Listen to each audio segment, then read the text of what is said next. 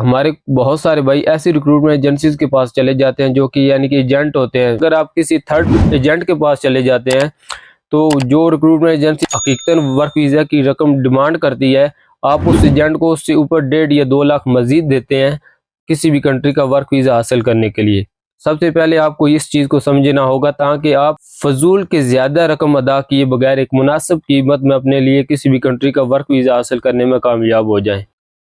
अस्सलाम वालेकुम दोस्तों, कैसे हैं? मैं उम्मीद करता हूँ आप सब खैरियत से होंगे। आप सब देखने वाले भाइयों को मैं अपनी इस नई वीडियो में वेलकम करता हूँ। आज की ये मेरी वीडियो, जो भी भाई मेरे यूट्यूब चैनल पर मेरी पुरानी वीडियोस देखते हैं, हाल ही में जो मैंने अपलोड की है, उसके नीचे कोई सवाल वगैरह क्लियर करते हैं, कमेंट करते हैं, कोई भी क्वेश्चन होते हैं वो करते हैं कि इसके हवाले से हमें मालूमात दें तो ये वीडियो मैंने उसी हवाले से बनाई है। इस वीडियो में मैं अपने भाइयों के उन कमेंट्स का जवाब दूंगा। मेरे एक भाई ने क्वेश्चन किया था कि कौन सी एजेंसी बेस्ट है पाकिस्तान से तुर्की का वर्क वीज़ा हासिल करने के लिए। वैसे तो पाकिस्तान में हज़ारों की तादाद में रिक्रूटमेंट एजेंसीज हैं जो कि तुर्की वर्क वीज़ा का भी काम कर रही हैं, यानी कि हर कंट्री के वर्क वीज़ा का, विजिट वीज़ा का, स्टडी वीज़ा का काम कर रही हैं। लेकिन हमारे यहाँ हम जो जैसे वीज़ा अप्लाई करते हैं, हर किसी को नहीं पता होता कि कौन सी एजेंसी हुकूमत पाकिस्तान से लाइसेंस शुदा है, किस एजेंसी के पास कानूनी राइट है कि वो वर्क वीज़ा या किसी भी रिक्रूटमेंट एजेंसी यानी कि जो भी कंसल्टेंसी का काम होते हैं वो करे। हमारे बहुत सारे भाई ऐसी रिक्रूटमेंट एजेंसीज के पास चले जाते हैं जो कि यानी कि एजेंट होते हैं, यानी कि ना तो उनके पास हुकूमत से हासिल करदा लाइसेंस होता है, ना यानी कि उनको सरकारी तौर पर इस चीज़ की इजाज़त होती है कि वो ये कंसल्टेंसी का काम करें। वो बस कस्टमर को घेर के आगे रिक्रूटमेंट एजेंसी जिनके पास हकीकतन लाइसेंस भी होता है और जिनके पास बैरून ममालिक के वीज़ों की डिमांड भी आई होती है, वो अपने कस्टमर को उनसे वीज़ा हासिल करके अपने कस्टमर को देते हैं और जो उस रिक्रूटमेंट एजेंसी की फ़ीस होती है वो उसको देते हैं और उससे इजाफी कुछ लाख, 1.5 लाख या 2 लाख की रकम मजीद अपने कस्टमर से चार्ज करते हैं, वो अपनी पॉकेट में डालते हैं। देखें तो भाइयों, अगर आप किसी भी बैरून ममालिक का वर्क वीज़ा, स्टडी वीज़ा या कोई भी वीज़ा हासिल करना चाहते हैं तो सबसे पहले आपको एक ऐसी रिक्रूटमेंट एजेंसी के पास जाना होगा जो कि हुकूमत पाकिस्तान से लाइसेंस शुदा है, जिसको सरकारी तौर पर राइट हासिल है कि वो ये कंसल्टेंसी का काम करे। एक तो अगर आप खुदा न खास्ता वो आप रिक्रूटमेंट एजेंसी आपसे फ्रॉड करती है तो आप को यानी कानूनी राइट होगा, एक मुकम्मल तरीकाकार होता है उन पर केस करके उनसे अपने जो भी वो फ्रॉड करते हैं, चाहे वो आपको रकम एडवांस वापस नहीं करी या कोई भी ऐसा वैसा कोई भी फ्रॉड करी, किसी बुरी कंपनी के वर्क वीज़ा पर आपको बैरून मुमालिक भेज दिया है, तो आप उन पर केस कर सकते हैं। और जो दूसरा एजेंट होता है, यानी कि जिसका आपके पास ना कोई उसके ऑफिस का पता होता है, ना उसके पास लाइसेंस होता है, तो उसकी तरफ से आपको कानूनी कार्रवाई वाले मामलात करने में मुश्किल पेश आती है। दूसरा ये फ़ायदा होता है डायरेक्ट रिक्रूटमेंट एजेंसी कंसल्टेंट उसके पास जाने का जिसके पास लाइसेंस है कि वो एक मखसूस रकम चार्ज करते तो वो भी काफ़ी ज़्यादा रकम चार्ज है। लेकिन जो अगर आप डायरेक्ट उस कंसल्टेंट्स के पास चले जाते हैं जिसके पास हकीकतन वर्क वीज़ा की डिमांड आई होती है और जो हुकूमत पाकिस्तान से लाइसेंस शुदा होता है, तो आप उसकी मतलूबा रकम वो जो आपसे डिमांड करता है बस आपको उससे वही रकम देनी होती है। लेकिन अगर आप किसी थर्ड एजेंट के पास चले जाते हैं तो जो रिक्रूटमेंट एजेंसी हकीकतन वर्क वीज़ा की रकम डिमांड करती है, आप उस एजेंट को उससे ऊपर 1.5 या 2 लाख मजीद देते हैं किसी भी कंट्री का वर्क वीज़ा हासिल करने के लिए।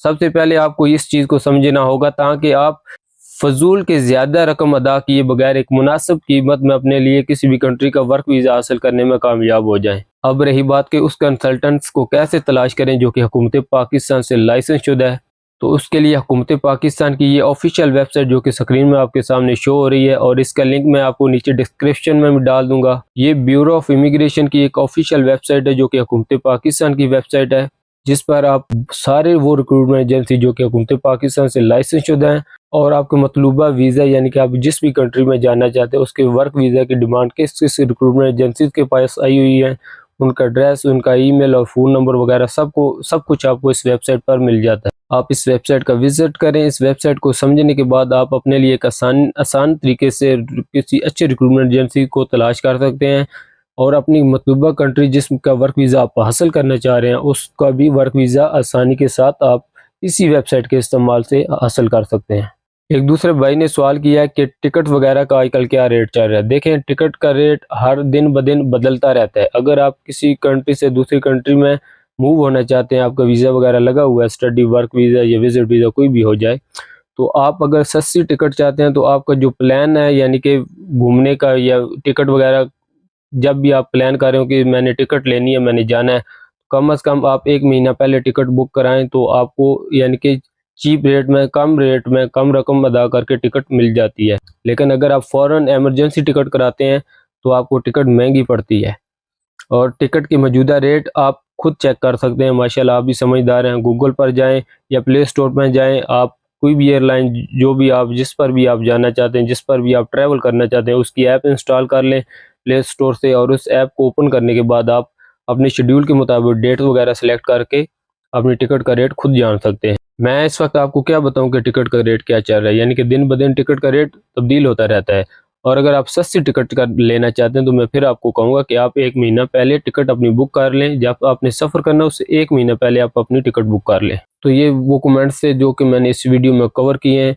अगर आपका कोई और भी सवाल हो तो आप मुझे कमेंट्स में पूछ सकते हैं। मैं वो कमेंट्स का जवाब तो आपको नीचे नहीं दूंगा, लेकिन उसके रिलेटेड मैं नेक्स्ट वीडियो अपलोड कर दूंगा। आप मेरी आने वाली वीडियो का वेट किया करें, और जो भी आपके सवाल हो, जो भी क्वेश्चन हो, वो मेरी वीडियो के नीचे कमेंट में दे दिया करें। मैं ये उम्मीद करता हूँ कि इस वीडियो से आपको काफ़ी ज़्यादा फ़ायदा हुआ होगा। आपके काफ़ी जो आपके माइंड में सवाल थे वो इस वीडियो को देखने के बाद कवर हो गए होंगे। अगर वीडियो पसंद आई तो इस वीडियो को लाइक कर दें, अपने भाई के यूट्यूब चैनल को भी सब्सक्राइब कर दें। मिलते हैं किसी अगली वीडियो में, तब तक के लिए अल्लाह हाफिज़।